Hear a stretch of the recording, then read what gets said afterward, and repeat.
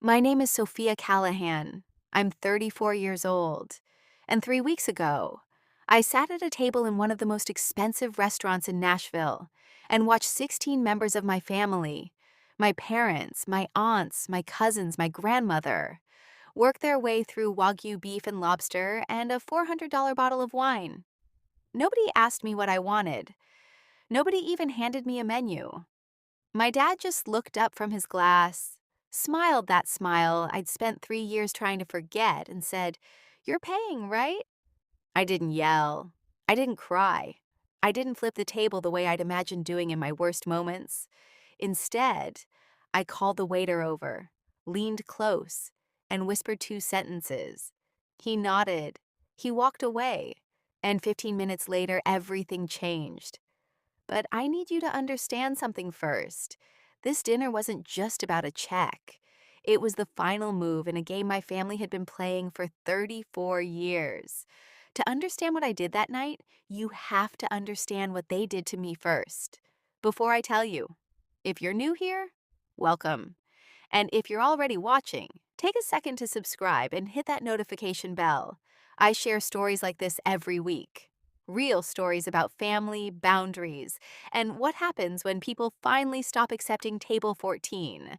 Like the video if it resonates with you, and drop a comment. Have you ever been put in a position where someone expected you to pay for their bad behavior? I want to know. Now let me take you back to the beginning. I grew up in Franklin, Tennessee, in a house that looked fine from the outside. 4 bedrooms, a 2-car garage, a magnolia tree in the front yard that my mother liked to put in the background of holiday photos. My father, Dale Callahan, sold commercial insurance. My mother, Renee, ran the family social calendar like it was her full-time occupation. My older brother, Trevor, was the kind of kid who got varsity letters and principal's commendations, and his own section in the Christmas newsletter. And then there was me. I was the quiet one, the reader, the kid who got 100 on her history test and heard, "That's nice, but Trevor made the all-state basketball team." The kid who won a regional essay contest and watched the trophy sit on my shelf while Trevor's football jersey went up on the wall. I want to be careful here because I know how this part sounds. Every family has a favorite. Lots of people grow up as the overlooked sibling, and they figure it out and move on.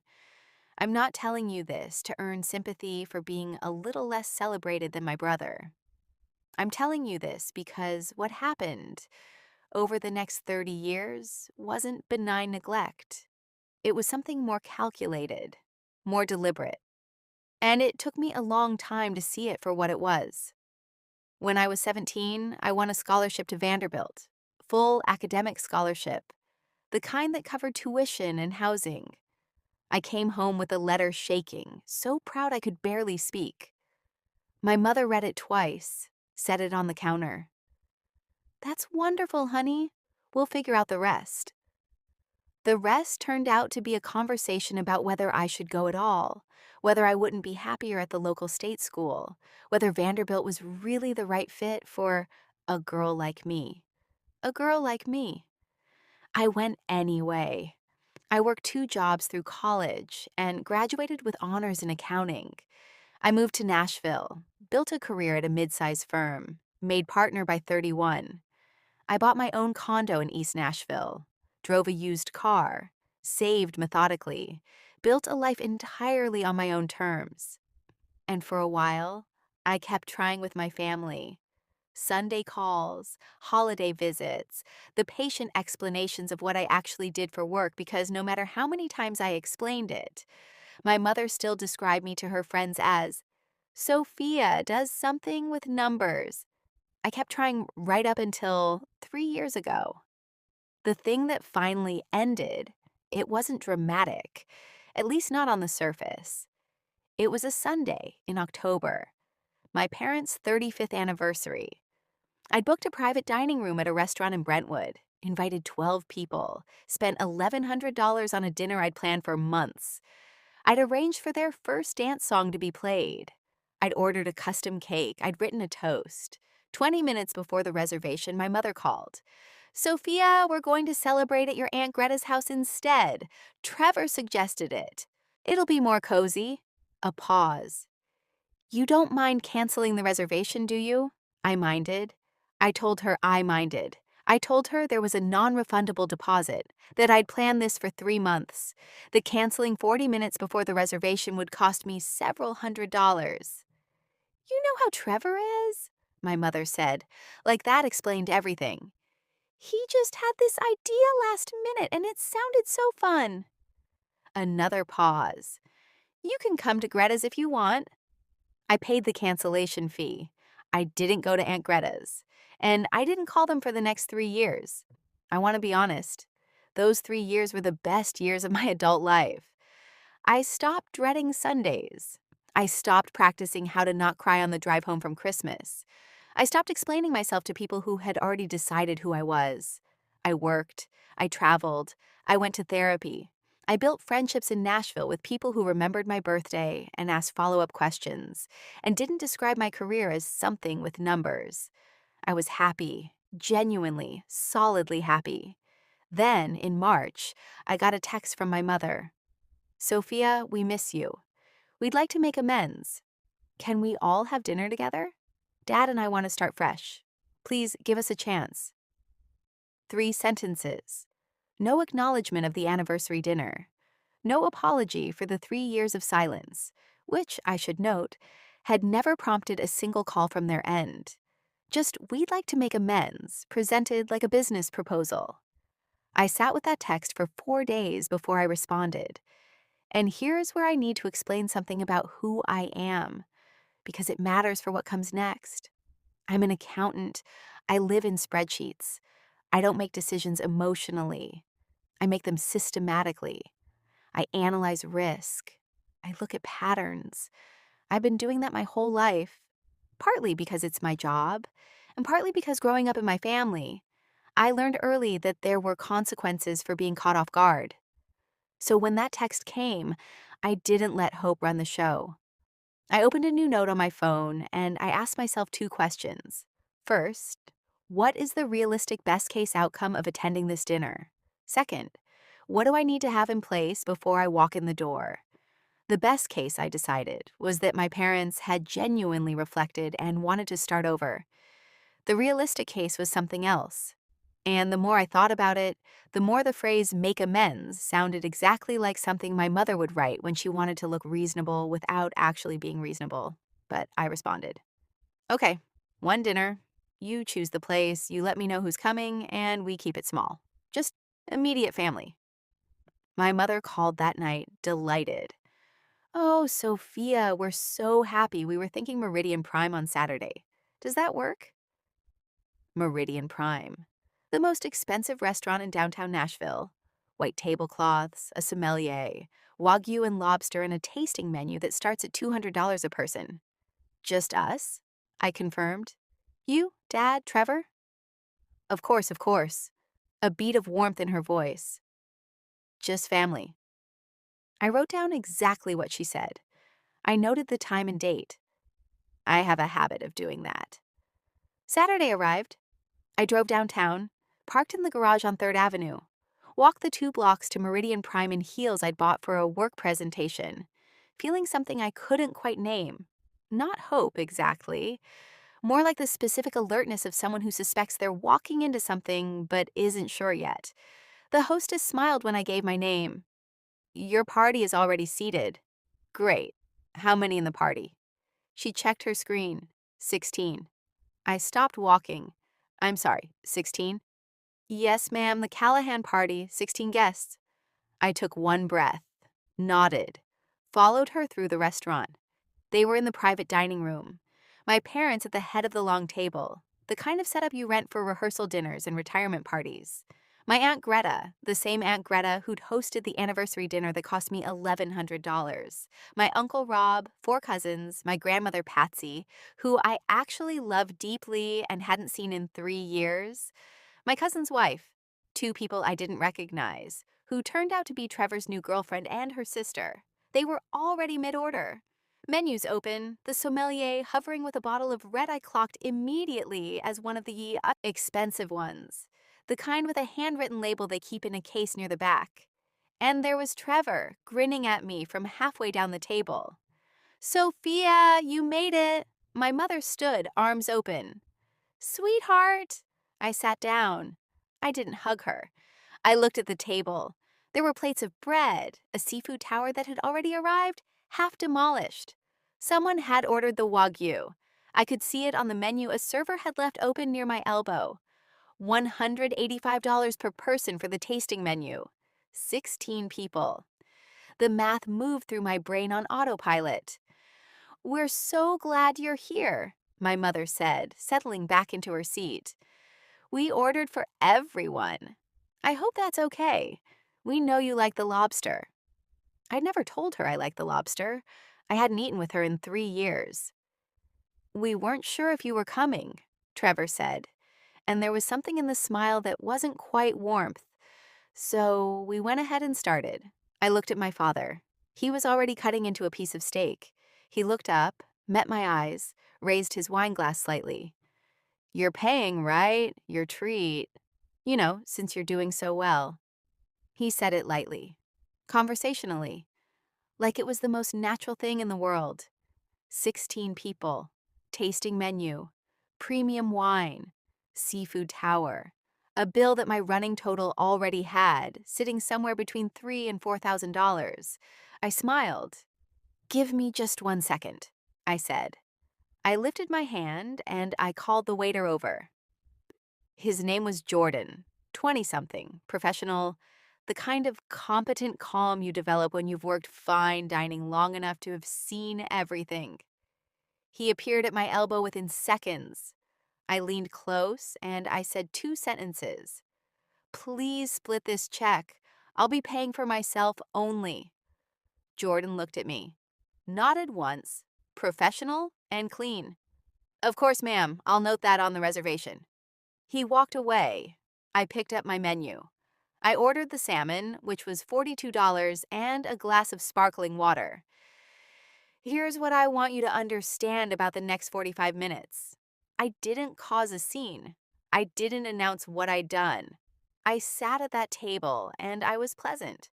I talked to my grandmother Patsy, who held my hand across the table and told me she'd missed me, and I believed her. Because Patsy has never once in her life done anything calculated. I talked to my cousin Delia, who asked about my work. I watched Trevor hold court at the far end of the table, ordering a second bottle of wine I was now absolutely certain he assumed was going on my bill. At one point, my mother leaned over and asked, "Isn't this wonderful? Just like old times." And I thought, yes, exactly like old times. Exactly like the anniversary dinner. Exactly like the summer birthday parties where I arranged and organized and paid, and Trevor showed up and everyone celebrated Trevor. Exactly like the 34 years where the invisible expectation was that Sophia would handle it. Because Sophia was practical, because Sophia was responsible, because Sophia was doing so well. The bill arrived at 9:47 p.m. Jordan brought it on a tray with the practiced grace of someone who knew exactly what was about to happen. He had separated it exactly as I'd asked. A small leather folder placed in front of me. My salmon, my sparkling water. $47. And one large leather folder set carefully at the center of the table near my father. My father opened it. His expression shifted in a way I'd never seen on his face before. Not anger, not immediately. First confusion, then a very careful recalculation. "This can't be right," he said. "Is there an issue, sir?" Jordan asked from 2 feet away. "There seems to be a mistake. This should be one check." The guest at the end of the table, Jordan said pleasantly, and he glanced briefly at me. "Requested a split check at the start of the evening. Her portion has been separated. The remaining total is for the rest of the party." Silence moved through the table like weather. I watched my mother's face. I watched Trevor's. I watched Aunt Greta look at my mother, who looked at my father, who looked at me. I folded my hands on the table. "Sophia," my father's voice, very controlled. "We expected you to cover dinner." "I know," I said. "You said you would." "I never said that. We invited you to dinner to—" "You invited me to dinner to make amends," I said. "Those were your words." I have the text. "I didn't agree to pay for 16 people's tasting menus." I paused. "I also didn't agree to 16 people." Trevor made a sound that wasn't quite a laugh. "You're really going to do this right now?" "I'm not doing anything, Trevor. I ordered salmon and water. That's what I'm paying for." My mother pressed her fingers to her lips. "Sophia, this is so embarrassing. These are family members. What are they going to think?" I looked at Aunt Greta, who was staring at her bread plate. "Aunt Greta, I'm sorry you were put in this position." I meant it. I genuinely did. I wasn't told you were coming. I wasn't told any of you were coming. I was told this was a small dinner, immediate family. A beat of awful quiet. Patsy, my grandmother, spoke up from down the table. Her voice was 82 years old and completely unafraid. "Dale, you told us Sophia was hosting." My father said nothing. "You told us," Patsy said again, steady. "You said Sophia wanted to do something special." More silence. Trevor's girlfriend, whose name I still didn't know, was looking at her lap. My father closed the check folder. He set it back on the table. He looked at me with something I'd never seen from him before. Not respect, not quite, but something adjacent to it. The acknowledgement of someone who has just watched their plan fail in public. "How much is it?" Trevor asked finally, reaching for the folder. $4,112, plus gratuity. They paid it. Not gracefully, not without tension, not without my mother making a series of quiet, pointed remarks designed to communicate that I had ruined everything. But they paid it. Trevor put in his credit card. My Uncle Rob contributed. My father handled the rest with the grim focus of someone dismantling something they'd built. I left my $47 in cash on the table and I stood up. "Sophia, please." My mother's voice caught something genuine this time. Not anger, something closer to fear. "Don't leave like this." "I'm not leaving like anything." I pulled my jacket from the back of the chair. "I'm just leaving." I looked at Patsy. "Grandma, I'd love to have coffee this week." "Just us?" She nodded. Her eyes were bright. She understood something my parents didn't. I said goodbye to Delia, who squeezed my arm. I nodded to the cousins I'd been genuinely happy to see. After 3 years, I did not say goodbye to Trevor, who was staring at his phone, and I walked out of Meridian Prime into the Nashville night, which was cool and smelled like rain. And I sat in my car for a few minutes in the parking garage on 3rd Avenue and felt something I hadn't expected. Not triumph, not anger, not even the satisfaction I'd imagined in my worst moments when I'd thought about what I would do if my family ever tried something like this. Just quiet. A very clean, very complete quiet. I want to tell you about the next few days because they matter. My mother called 4 times on Sunday. I let the calls go to voicemail. The messages went like this. First call, hurt and slightly accusatory. "I hope you're happy, Sophia. You humiliated your father in front of the whole family." Second call, softer. "I just don't understand why you couldn't have handled that privately." Third call, which arrived at 9 p.m., was my father. He didn't leave a message. The fourth call was my mother again, very late. "Sophia, we love you. I hope you know that. Whatever's happened, we love you." The word whatever bothered me more than anything else she said. Whatever's happened. As if whatever were a force of nature. As if 16 people at a $4,000 dinner were a weather event that had happened to everyone equally. I texted Patsy on Monday morning. We met for coffee at a place on 12th Avenue South that she'd picked, a neighborhood spot with ceramic mugs and a staff that called regulars by name. Patsy wrapped both hands around her cup and looked at me for a long time before she spoke. I owe you an apology, she said. I told her she didn't, that she hadn't known. I suspected. She set her mug down. Your father's been talking about you for months. How well you're doing. How good it would be to have you back in the family. I thought he meant it the way people mean it. She shook her head. I should have asked more questions. We talked for 2 hours. About my 3 years away. About the choices I'd made and why. About what I was building. Not just professionally, but the life I'd quietly constructed out of Nashville's East Side, and a good therapist and friends who showed up. Patsy listened with the particular attention of someone who has seen enough of life to know what it costs. Before we left, she pressed my hand. Don't let them tell the story, she said. Whatever version is going around the family right now, don't let it be the only one people hear. I thought about that on the drive home.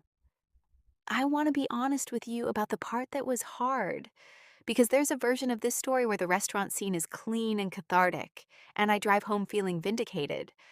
And there were moments like that.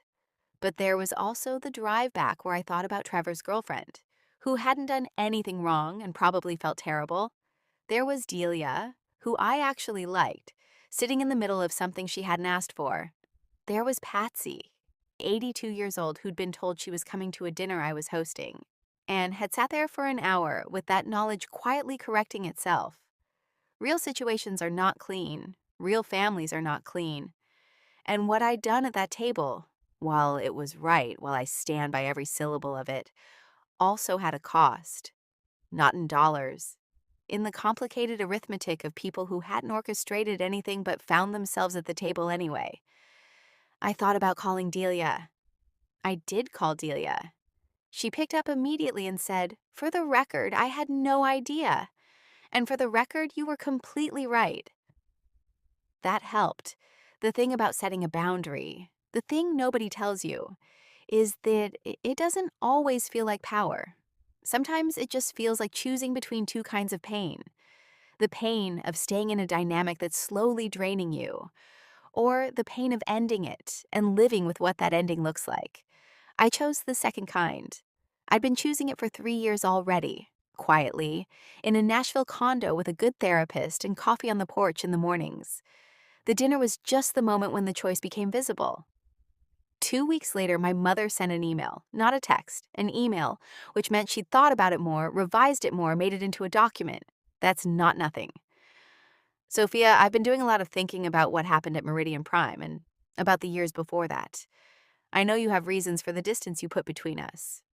I'm not sure I fully understand them, but I'm starting to think I need to try harder to understand. Your father and I handled the dinner situation poorly. I want to acknowledge that.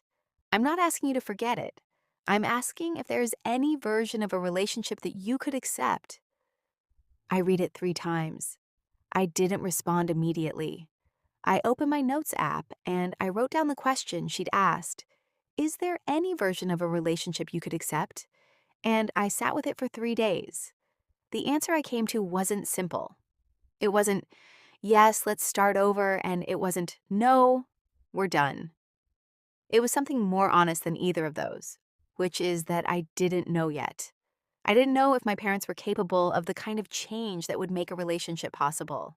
I didn't know if my mother's email represented genuine reflection or a more sophisticated version of the same pattern. I didn't know, and pretending I knew either way would have been a lie. So I wrote back, "Thank you for this. I'm not ready to meet yet, but I'm willing to keep the door open on a few conditions. No large family gatherings without explicit, detailed prior agreement from me. No financial expectations without explicit prior conversation. And no more whatever happened language. I need you to name things accurately, not smooth them over." I paused before I sent it and added one more line. "Patsy has my number. She can always reach me. If you'd like to build something, let's start small. That's all I have for now." I hit send, then I closed my laptop and went for a walk in Shelby Park, where the trees were doing what Tennessee trees do in spring, which is bloom extravagantly and without apology, and where the Cumberland River moved below the walking trail the way water does. indifferent and consistent. I didn't know what my parents would do with that email. I still don't. Not entirely. My mother responded the same day. 2 sentences. I understand. I'll respect that. Whether she meant it, whether she could maintain it, whether the next chapter of this looked like repair or like a permanent closing, those weren't things I could know standing in Shelby Park with the river moving below me. What I knew was simpler. I'd spent 34 years waiting for my family to decide I was worth showing up for.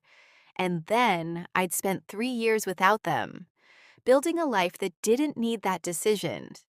And on a Saturday night in downtown Nashville, I'd sat at a table full of lobster and wagyu and $400 wine, and a bill that had always been designed to be mine. And I had made 2 choices. I chose the salmon. I chose myself. Not dramatically, not with a speech, not with a table flip or a tearful confrontation or any of the scenes I'd rehearsed in my worst moments. I just told the waiter, as quietly and clearly as I'd learned to do everything important in my life, split the check. And sometimes that's enough. I want to close with something Patsy said to me at that coffee shop on 12th Avenue South because I've been thinking about it ever since.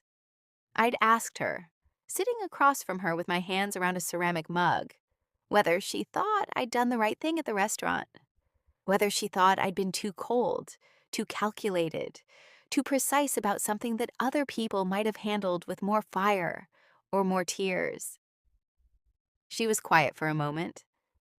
Then she said, "Sophia, I watched you get picked last your entire childhood. I watched your science fair ribbon sit in a drawer while Trevor's jersey went on the wall. I watched you plan your parents' anniversary dinner and eat the cost of it without anyone noticing." She set down her cup.